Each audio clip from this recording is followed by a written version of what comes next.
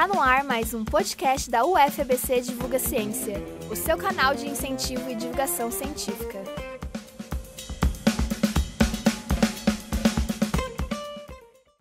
No podcast de hoje, o professor Gabriel Rossini entrevista o professor Fábio Terra, vice-coordenador do Bacharelado de Ciências Econômicas da UFABC. O diálogo se estrutura a partir das seguintes questões: como as atitudes do presidente da República, desde o início da crise do novo coronavírus, ofereceram um norte para a fragmentada oposição. A entrevista faz parte do projeto Discussões sobre a Covid-19, coordenada pelo Núcleo de Estudos Estratégicos sobre Democracia, Desenvolvimento e Sustentabilidade da UFABC. Fábio Terra é doutor em Economia pela Universidade Federal do Rio Grande do Sul, fez estágio pós-doutoral na Universidade de Cambridge. Atualmente, ele é professor associado da Universidade Federal do ABC, onde é vice-coordenador do Bacharelado de Ciências Econômicas. Ademais, diretor da Associação Nacional dos Cursos de Graduação em Ciências Econômicas e presidente da Associação Keynesiana Brasileira. É um prazer te receber nesse projeto coordenado pelo NIDS, o FABC. Eu vou organizar a nossa conversa por meio de algumas perguntas, e antes disso eu me apresento. Meu nome é Gabriel Rossini, eu sou professor do Bacharelado em Ciências Econômicas da UFABC e coordenador do NIDS. Começo com a seguinte pergunta, Fábio. Como você, Cláudio Couto e João Vilaverde argumentam em um artigo publicado recentemente no Nexo Jornal chamado Bolsonaro e a Política do All-in, estratégia de confronto, as atitudes do presidente, desde o início da crise do novo coronavírus, oferecem um norte para a fragmentada oposição, e esse norte seria o anti-bolsonarismo. Eu gostaria que você falasse um pouco sobre isso. Então, olá, Gabriel. Eu parabenizo bastante essa iniciativa sua, à frente do NIDS, de fazer com que a gente converse e grave vídeos apresentando à sociedade interpretações sobre o momento atual que vivemos, que talvez seja um momento absolutamente sem precedentes na história desse país e talvez na história do mundo. Pois bem, há 2 semanas atrás, portanto, eu e os meus amigos João Vilaverde e Cláudio Couto, nós propusemos essa interpretação sobre a maneira pela qual o presidente Jair Bolsonaro se comporta.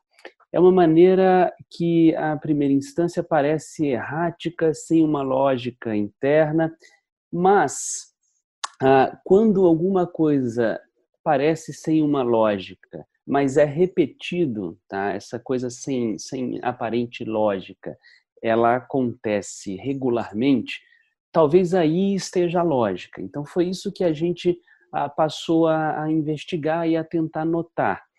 A estratégia do presidente Bolsonaro, desde o início do seu mandato, foi uma estratégia de basicamente não compor com base parlamentar, foi uma estratégia de não compor com base de governadores, foi uma estratégia de, inclusive, dentro do corpo dos ministros, uma estratégia de conflito, e que está muito claramente colocada agora na relação entre o Bolsonaro e o ministro da Saúde, Mandetta. Então, a gente olhando isso tudo, uma questão veio. Será que a coisa mais regular do governo Bolsonaro, algo que se configura como uma estratégia, não seria esse conflito constante? E esse conflito constante, ele se exacerba de uma forma profundamente intensa, porque a gente está passando por uma crise sem, digamos, precedentes e sem comparação histórica, porque é uma crise de saúde pública, é uma crise econômica e, talvez para o caso brasileiro, é também uma crise política. E, em meio a isso tudo, o comportamento de conflito, que a gente chama jocosamente, mas no fundo é a melhor imagem que pode ter, que é a estratégia do jogo de pôquer, o all-in. É tudo ou nada, bora para o jogo para ver o que dá. Talvez nesse exato instante, o all-in do Bolsonaro tenha sido o que pode ser talvez um all-in final do jogo, né? O descarte do jogo. Por que ele resolveu fazer isso em meio a três crises, a uma crise multidimensional, política, sanitária e econômica, né?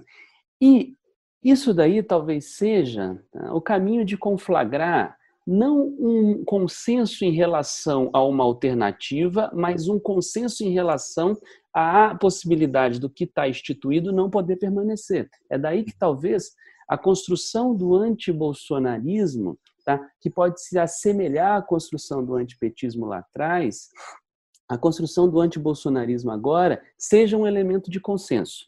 Ele não viabiliza o consenso do que se pode colocar no lugar, mas viabiliza o consenso daquilo que não pode mais ser.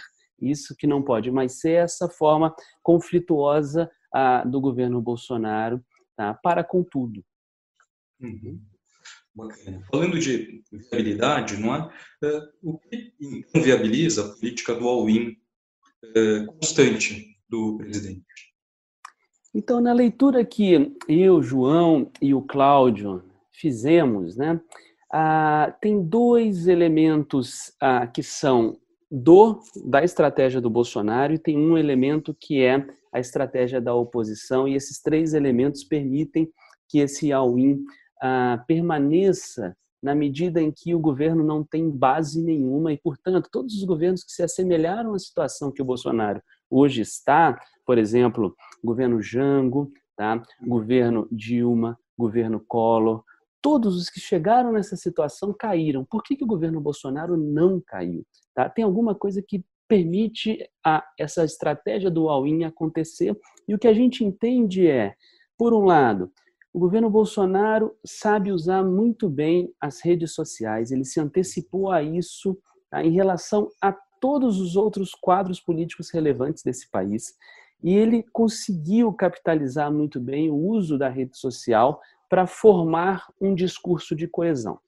Então, por exemplo, nesse exato instante, a gente percebe que, mesmo com toda essa postura conflituosa, no momento em que a gente precisa de unidade nacional para enfrentar essa crise sem precedentes, mesmo essa atitude conflituosa do presidente consegue ter um discurso da base de apoio bolsonarista que é uníssono, é um monolítico, é uma coisa que é completamente impermeável. Qual é, por exemplo, a justificativa que se dá para, em meio a essa crise, o governo Bolsonaro ser, ou o presidente Bolsonaro ser conflituoso? Bem, o que se diz, se ouvir a base bolsonarista, é que ele precisa ser assim para enfrentar os interesses do sistema que está estabelecido, e esse sistema estabelecido quer tirá-lo do poder aproveitando a crise do coronavírus.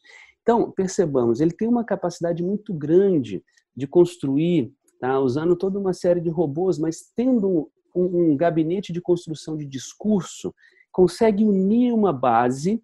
E essa base, está aí o segundo elemento, embora ela se encontre nas redes sociais, embora ela confirme o discurso, a narrativa nas redes sociais, ela é muito além das redes sociais. Então, as redes sociais é o local no qual acontece a união e a confirmação do discurso.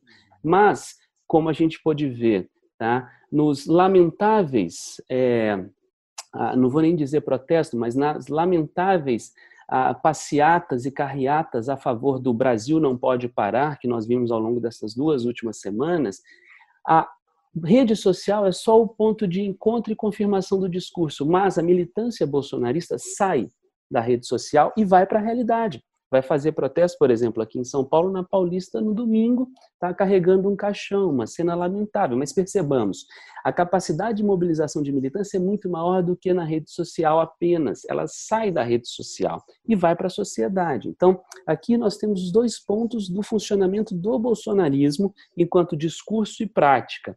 E há também, nesse sentido, algo que é caro à oposição, tá, de centro-direita, centro-esquerda em relação ao bolsonarismo, que é não conseguir fazer essa mesma forma de estratégia, tá, de construir o discurso monolítico e uníssono, de pelo menos centralizar o discurso a bem de alguma coisa mais coesa, que não seja a fragmentação desses vários pontos de oposição, E há também uma dificuldade de usar os canais de comunicação que o bolsonarismo conseguiu se estabelecer.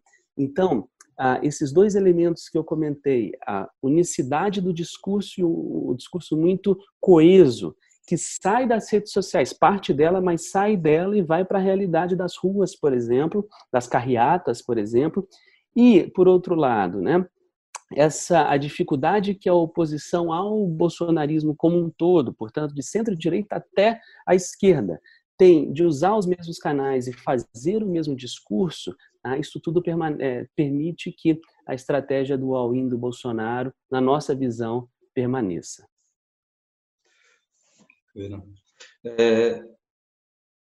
E como, não é, tal como vocês enfatizam no texto, não é, como terminará essa mais nova, triste, anticientífica e antiluminista aventura? Aí está o nosso exercício de futurologia, né? Bem, a gente considera que, por hipótese, né, este all-in do Bolsonaro pode ter encontrado no Covid o seu Royal Straight Flush, tá? Que é justamente o oponente, o adversário na mesa do jogo nesse exato instante, ele talvez esteja mais forte, mais municiado com cartas, do que a estratégia que o Bolsonaro adotou, do que a cartada que ele tem na mão. Isso porque, mais do que meramente uma crise econômica, que por si só já seria, como foi para Dilma e para o PT, um elemento de contestação muito grande, nós temos nesse instante uma crise sanitária, uma crise de saúde pública que acometeu muito significativamente todos os países por onde passou. A gente via há 2 semanas atrás qual era a condição na Itália, por exemplo, na Espanha, e qual é a situação agora nos Estados Unidos. O presidente Bolsonaro, ele, muito mais do que uma preocupação que ele ressalta no discurso econômica com os informais ou com o símbolo que ele trouxe do vendedor de churrasquinho, a verdadeira preocupação dele, na nossa leitura, é uma preocupação populista, de olhar o voto. Basicamente, o que ele alega de necessidade econômica poderia ser substituído por uma ação mais incisiva do Estado que ele controla. Ele é o dono da política fiscal. Então, se ele colocasse em marcha nesse instante, usando métodos que nós temos na economia, nas finanças públicas, na política monetária, na política fiscal, para colocar em marcha uma política econômica contracíclica, ele poderia ajudar a economia se ele tivesse efetivamente preocupado com o desenrolar econômico da crise sanitária, mas a preferência dele não é essa, é negar a gravidade da crise de saúde pública. O problema é que negar a gravidade da crise de saúde pública para alguma coisa que está todo mundo vendo que aconteceu aqui e no mundo inteiro, é uma negação que é muito forte para a realidade. Então, a gente já começa a perceber, os dados vão mostrando isso, que a administração do Bolsonaro em relação a toda essa crise que está acontecendo agora, está sendo profundamente desacreditada e rejeitada. Ela ainda não se tornou um arrependimento do eleitor que votou no Bolsonaro, como mostrou a última pesquisa Datafolha. 83% ainda apoiam o voto e não se arrependem. Agora, isso vai paulatinamente ou paralelamente talvez ser questionado ao longo ainda do que nós teremos de próximas semanas de ápice da crise sanitária causada pelo coronavírus. Então, a depender do tamanho da mancha que agora se construir sobre a figura do presidente, isso, colateralizado com o completo desfacelar da sua administração, internamente, a gente tem hoje, basicamente, ministros se juntando de forma de bancada para enfrentar o presidente, haja visto Moro, Guedes e Braga Neto e Mandetta há uma semana atrás. Isso pode ser, portanto, a eliminação completa da sustentabilidade da base de governo, tanto pelo questionamento popular, quanto pelo questionamento político estabelecido em Brasília. Então, pode ser que agora o all-in do Bolsonaro encontre um oponente que realmente tem um jogo mais forte na mão. Dando um passo à frente, Fábio, eu pergunto o seguinte: segundo, do seu ponto de vista, quais são os contornos mais marcantes da atual crise econômica global e como ela afetará a dinâmica da economia brasileira? Então, Gabriel, a crise do coronavírus, ela é sem precedentes. Tá? A gente já teve crise econômica causada por epidemias. Por exemplo, a gripe espanhola, tá? Do final da segunda década dos 900, tem uma característica semelhante, mas ali o mundo estava saindo da Primeira Guerra Mundial. E a diferença de uma guerra, fosse, por exemplo, a Primeira Guerra, fosse a Segunda Guerra Mundial, tá? Que tem, pelo próprio exercício da guerra, uma demanda muito forte sobre o parque industrial dos países envolvidos e dos não envolvidos. Por exemplo, o Reino Unido, na Segunda Guerra Mundial, ocupava 50% do seu PIB produzindo os esforços de guerra. Então, é um movimento de alta demanda.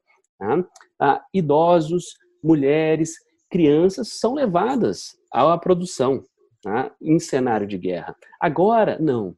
Tá? Agora, embora a gente possa usar a alegoria de um esforço de guerra para enfrentar o coronavírus, a maneira pela qual se enfrenta o coronavírus é parando a sociedade.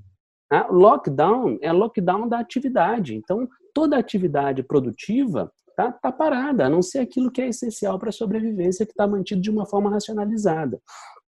Portanto, a gente tem um cenário, tá, que a atividade econômica dos países vai claramente ser derrubada, vai cair muito. Tá? Por sinal, isso me permite, inclusive, dizer uma coisa: muita gente constrói a argumentação de que a China criou toda essa crise para justamente poder depois se dar bem economicamente e se tornar o país mais relevante. Tá? Mas o custo da China, se ela tivesse feito isso, tá, é de um crescimento de PIB muito menor, tá, do que ela teria se a atividade econômica permanecesse como estava.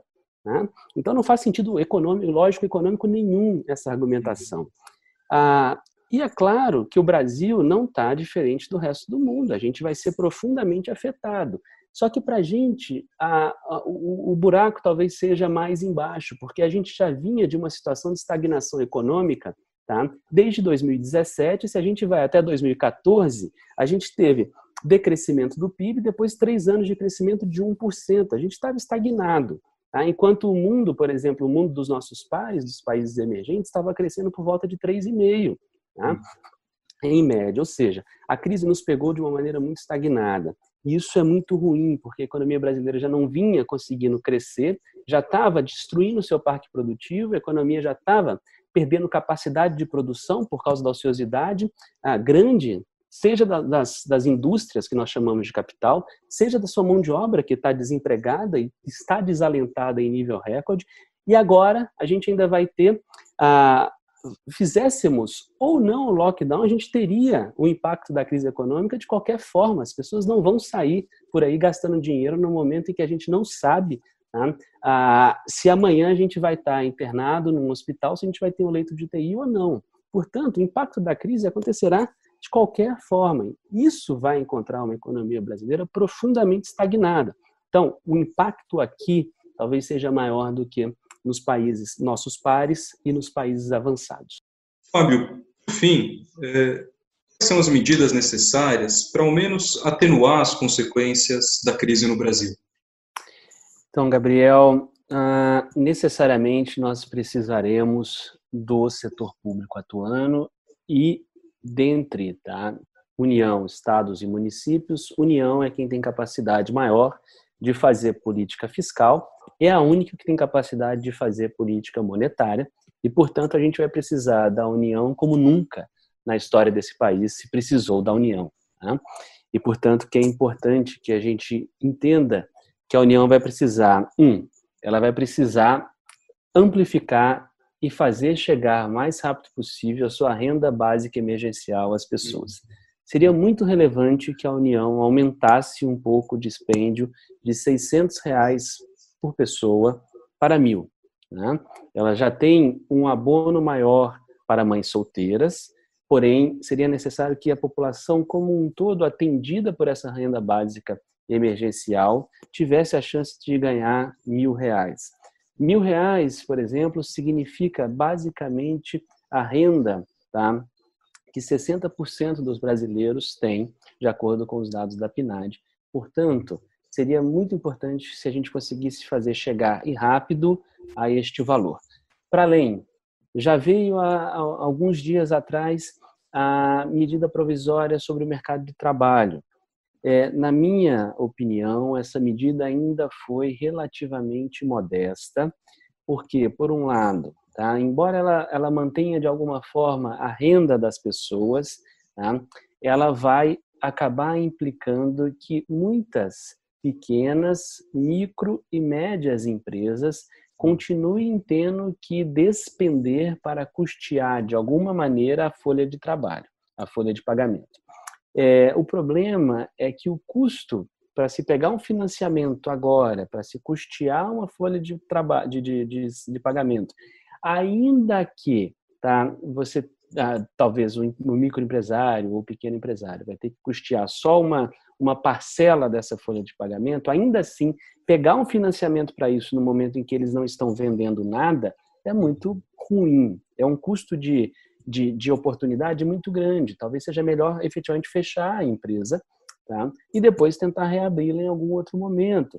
Tá? É melhor talvez decretar uma falência do que pegar um financiamento de 2, 3 meses sem nenhum tipo de recurso ingressando. O governo brasileiro tinha que fazer como está sendo feito em vários países que têm um nível de renda, de PIB absoluto parecido conosco. Ele tinha que assumir a folha de pagamento, tá, de micro, pequenas e médias empresas. Tudo bem? Claro que isso acabaria impondo talvez alguma redução da remuneração média das pessoas. Tudo bem? Mas alguma redução ainda é melhor do que o desemprego. Tá? No momento da crise é muito difícil a gente não distribuir coletivamente as perdas, e a gente vai ter perda de todo jeito. Tá? Uma terceira medida que é fundamental que o Estado brasileiro, a União, faça é dar mais poder de ação. Tá? Isso vai envolver, então, repasse de recursos para estados e municípios, porque são estados e municípios que aplicam efetivamente, no nível mais localizado possível, a política de combate ao coronavírus. Portanto, a União tem os meios na mão. Agora, a objetivação dos meios nos fins vai necessitar que estados e municípios tenham maior poder de ação. Tá? Isso é muito importante que a gente faça. E, por fim, é importante que o Banco Central efetivamente tenha esse poder de estabilização do sistema financeiro, porque o sistema financeiro vai ser afetado em algumas frentes. Ele vai ser afetado porque o nível de inadimplência deve aumentar, ele vai ser afetado porque, de alguma maneira, ele vai sofrer com ativos que ele comprou que foram muito desvalorizados.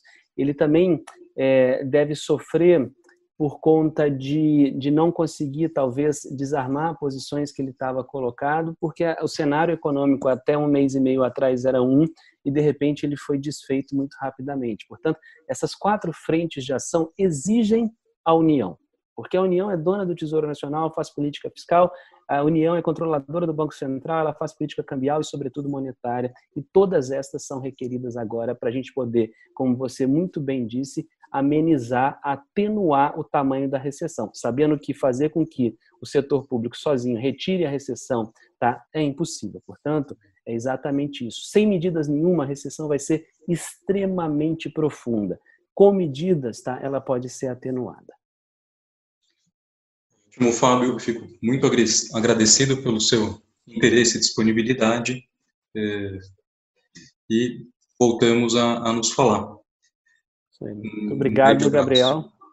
Eu que te agradeço a oportunidade, a possibilidade de conversar com você aqui para esse importante, tá, ato do NIDES, da UFABC, e, claro, todos nesse período fiquem em casa.